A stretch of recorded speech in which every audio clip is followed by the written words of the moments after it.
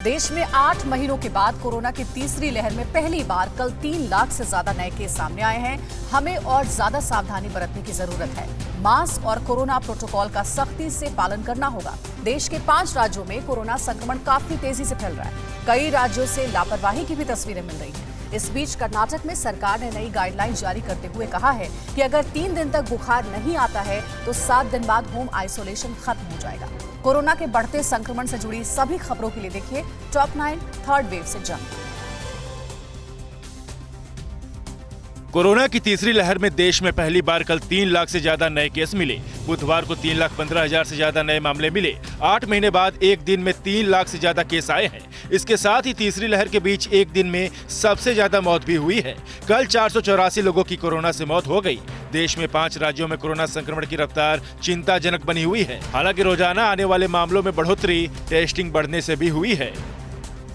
महाराष्ट्र में पिछले 2 दिन में कोरोना की रफ्तार एक बार फिर तेज हो गई है। राज्य में कल 43,697 नए संक्रमित मिले, जबकि 49 लोगों की मौत हो गई। पुणे में कल 12,663 नए केस मिले, जबकि मुंबई में 6,031 नए केस मिले। राज्य में कल ओमिक्रॉन के 214 नए केस मिले, जबकि मुंबई में कल 12 पुलिसकर्मी भी कोविड पॉजिटिव पाए गए हैं। मुंबई में कुल 1200 से ज्यादा पुलिसकर्मी पॉजिटिव हैं।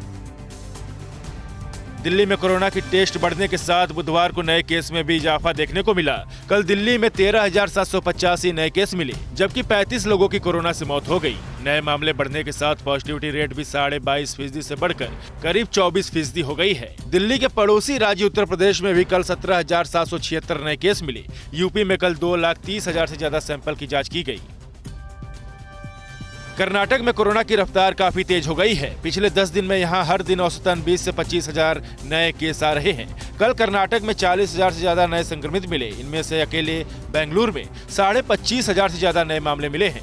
इस बीच राज्य सरकार की नई गाइडलाइन के मुताबिक कोरोना पॉजिटिव मरीजों का होम आइसोलेशन 7 दिनों में खत्म हो जाएगा। 3 दिन तक बुखार नहीं आने पर 7 दिन बाद दोबारा टेस्ट की जरूरत नहीं होगी। कोरोना से सबसे ज्यादा प्रभावित दक्षिण के राज्यों में शामिल केरल में भी संक्रमण की रफ्तार चिंताजनक है। केरल में बुधवार को 34,199 नए केस मिले, जबकि 49 लोगों की मौत हो गई।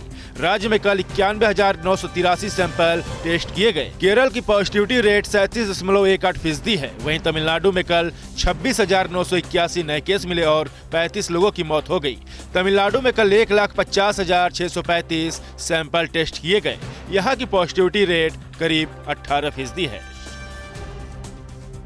उत्तराखंड के हरिद्वार नगर निगम में कोरोना विस्फोट हुआ है। नगर निगम के 33 कर्मचारी कोरोना पॉजिटिव पाए गए। नगर निगम के 86 कर्मचारियों का RT-PCR टेस्ट किया गया था, जिसमें से 33 लोग संक्रमित मिले। सभी संक्रमितों के संपर्क में आए लोगों की पहचान की जा रही है। उत्तराखंड में कल 4400 से ज्यादा नए केस मिले।